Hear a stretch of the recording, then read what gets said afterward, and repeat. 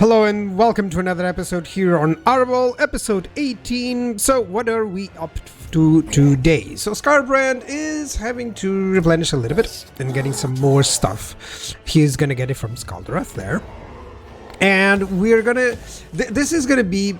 I already know the future. This is gonna be like the first of 7 or 8 times that I actually repair those buildings, because it's gonna happen a lot. Well, of course, we're in the thick of things, in the middle of the enemies here, but it's getting interesting. This is the sort of campaign, by the way, I wanted to talk a little bit about it. This is what happens when you don't take lightning strike, or you let's say abuse the mechanics early on. Because right now I'm like, okay, I'm gonna unleash myself, just go in really with a lot of blood hosts and a lot of sacking, a lot of fighting and stuff. Let me get some skills here for this guy while I speak. And that can also happen in the early game, and especially if you have lightning strike, for instance, you can more confidently actually go in against several of these enemies. But if you do not, and if you don't corner cramp, if you don't take a lot of cheeses and stuff, then this is the sort of challenge that you can create for yourself for a campaign, which does work for me. Let me use these almost depleted blood hosts to spot whether or not they have forces here, which is kind of cool. I'm not at war with Goldtooth yet. I sense this may happen very soon. So, because he's neighbors to me, he hates me, so it's like he's completely enveloping me.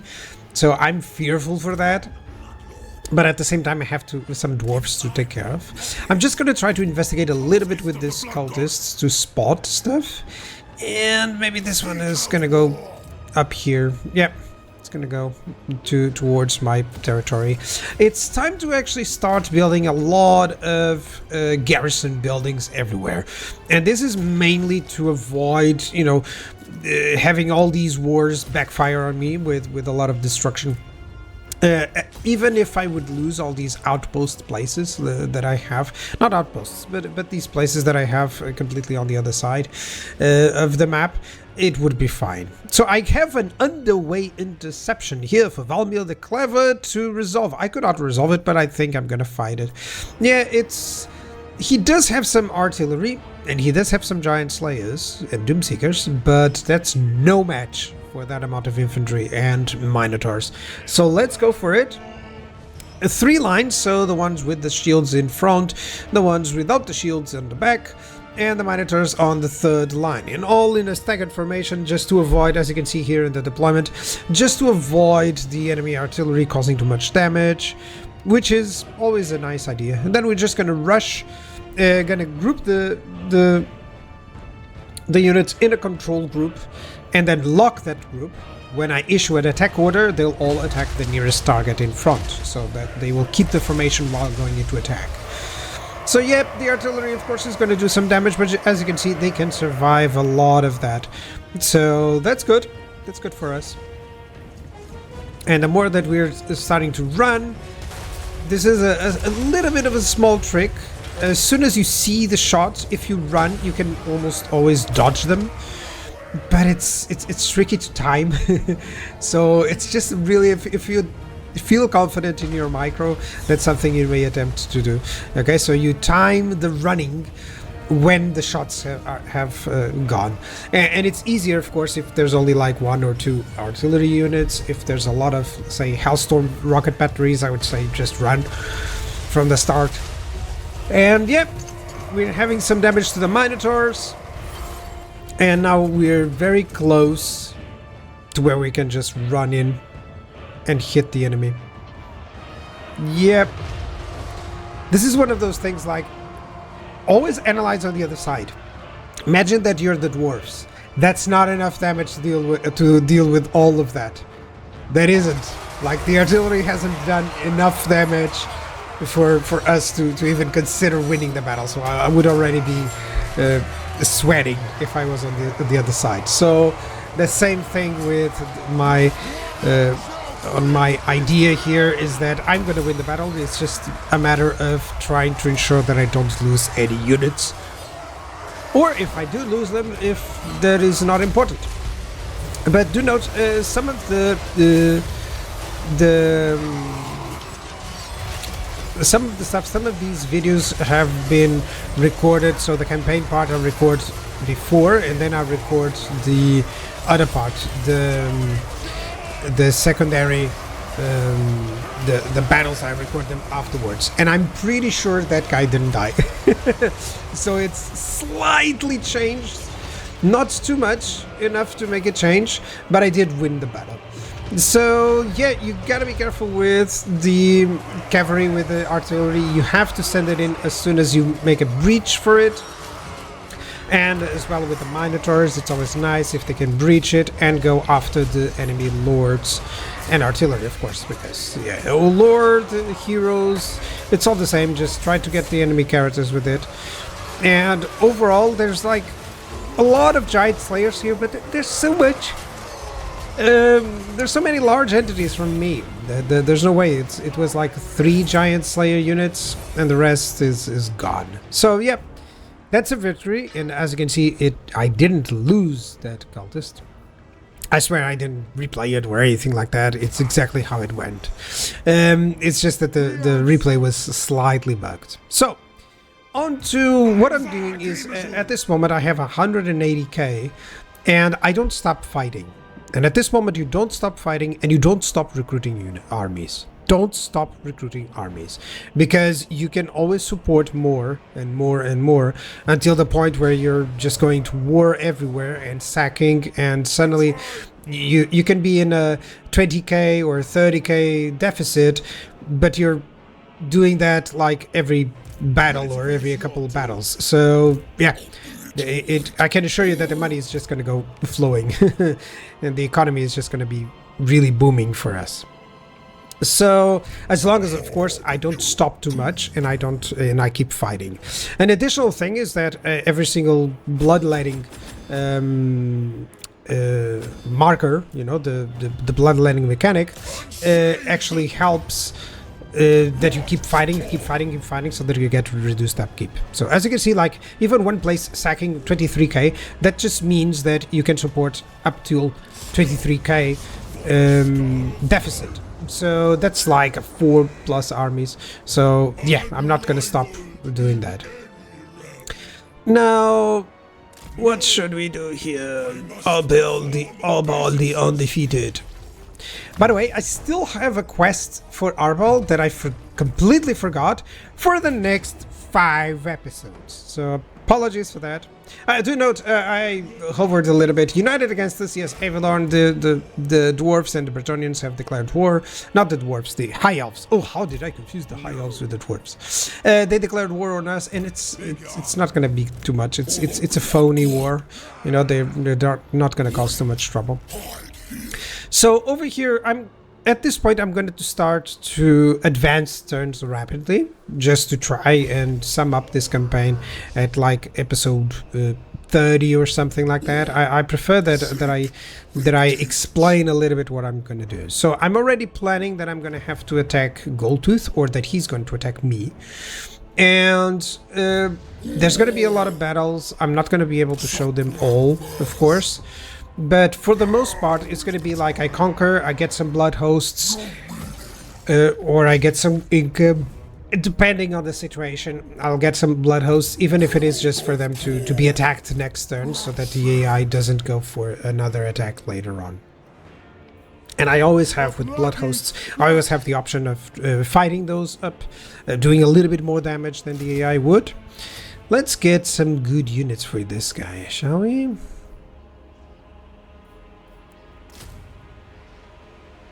Yeah, Einar Bone Spear. I wanted some skull cannons, but I don't know if that's the best option. I'm thinking just Minotaurs would be better.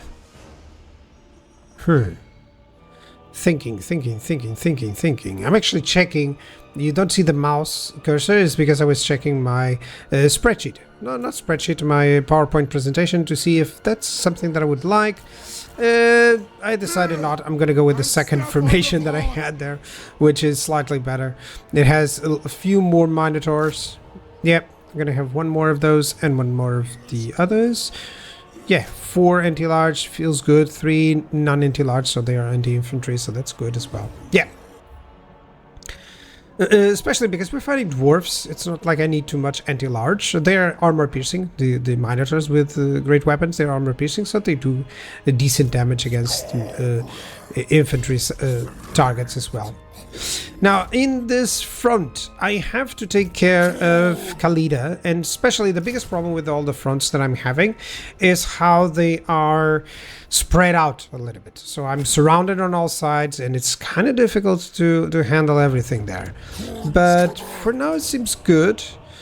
I wish I had the blood letters, or the blood. It's blood crushers.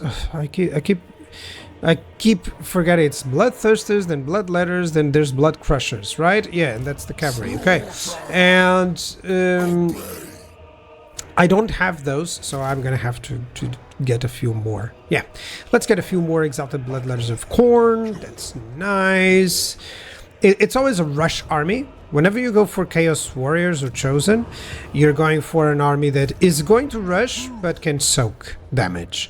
And whenever you go to Exalted Bloodletters, it's like be fast and hit them where it hurts. So yeah. Now, I'm going to continue to and showcase how I do things typically. These military buildings, they're not obsolete by the time that you have this point. It's like just build them, even if it is to generate some hero slots. Okay, and there we go. Plinth of the Mangine. I need that to get the skull cannons, and then the blood crushers. Sorry. It's always blood. Where I'm very divided, and it's so sad that I didn't get the Books of Corn, is in the cults. Cults are feeling underwhelming, or just didn't understand how they work well, because at this point everyone has enough corruption to avoid the corruption, and then you have a lot of stuff that you can only obtain with corruption.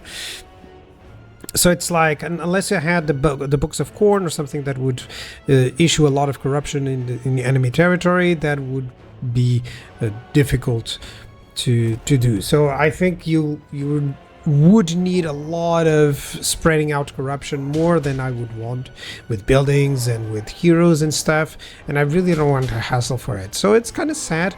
I was thinking that the cults could spread. I think the cults itself, it should spread like 10 corn corruption or something like that to enhance that a little bit. Otherwise, it's kind of useless. Well, it's not useless, of course. If you have a hero, you can increase the corn corruption and stuff, but the AI is pretty good at doing this. So, as you can see, good news, we are under attack by Goldtooth. And there was a lot of battles. This was one that I found it was a little bit more complicated. So, yeah. Now, I'm decided to go on this left flank, even though it's a terrible map for it. I can hardly encircle, and that's because of the reinforcements. Reinforcements are coming in from that side, and I want them to go on the right side. And I'm gonna have to do a little bit of a sideways track here to avoid the enemy missiles and try to engage only when really necessary. Note that these are not chosen, these are Chaos Warriors, so these guys will suffer against all these man-eaters and ogre bulls. Yeah. Sending in my hero here, or my lord, I really don't know which one is. And this shrine that has been together, we've been together since the beginning, and it's immediately destroyed. It went through, got one hit by a giant, and a lot of, yeah, it's destroyed. Got a lot of hits by those lead belchers, and suddenly I was like, oh, I can't even retreat it. Okay, goodbye. But that was a mistake for me. So there's a lot of... This is an army actually from the ogres that I would do a lot of damage to my army, if not win outright. So there's the Ashen Man Eater. That's nice. He's a unique unit, basically. It's an ROR. But yeah, these lead belchers, they're doing just so much damage. These guys have cannons. Just strike them with something. Don't let them shoot. Ugh. They're literally artillery, honestly. But yeah, as you can see, it's not going poorly, but it's not going as well, because he still has a ton of missile troops going just fine. And yeah, it's not easy. I'm trying to just go through to the enemy lords and heroes and try to get them. At the same time, I'm focusing down on microing the reinforcements. So I already sent some dogs here to the flingers and to try to get the lead belchers to move away. So yep, this is just completely non-needed units, so I can just send them in. And the Saber-Tooth pack is destroyed, and now all those units, I just want them to go through to any target as soon as possible, because on the right flank I actually lost it. Well, not lost, but I didn't gain enough to do the encirclements that I wanted. I had to go in with my cavalry against the enemy man-eaters and bulls, so it was tricky, but still a nice battle, and it's gonna work out just fine. Even if it is just losing a little bit more than what I wanted, it's the terrain as well. You know, with a larger ground and not so focused like this could have happened much earlier. Yep, just fine. I didn't sleep too much last night because I was recording, actually. So I was recording without doing noise, which is always important. Don't do noise while the lady sleeps. But yeah, I was recording and now I'm just recording the voice over. So yeah, I'm trying to see if I can get this lord or this enemy lord here from the enemy, but he's surviving for sure. I'm sending in some halberds, and as soon as he loses a little bit, I can see the army losses triggering. Sending in some halberds against those man-eaters. I don't know if you spot that. Center to the right. But yeah, some halberds there, trying to just decrease a little bit of those man-eaters, sending in some more troops, and hoping that it's going to cause the army to rout. And I'm hoping that because I do have some units that were very low on health, and I didn't want them to rout or to be destroyed, including my hero. So yeah, as soon as he starts broken, army losses is triggered, and we're done. It's a victory. So I didn't lose anything because everything came back, which is nice. It's always nice when it happens. So we're gonna get some army replenishment. That's for sure. That is for sure. Yep. And overall, we're now at war with Goldtooth, and let me just see the turn of events. So what we are at now, he successfully managed to be disrupted, let's say, or disrupt the Ungrim, because he's moving in with two armies. He successfully moved them through, and I didn't attack them, so that's the problem, is that now I couldn't intercept them, and now I have to go back and attack those. And now I'm trying to flee with this army because it's like 4 or 5 armies here from Goldtooth, and I have no chance. I have to gather all my troops together, likely go after Zarnagrund, and yeah, all of that will be on the next episode. So thank you very much for watching, and have a good time. Bye bye.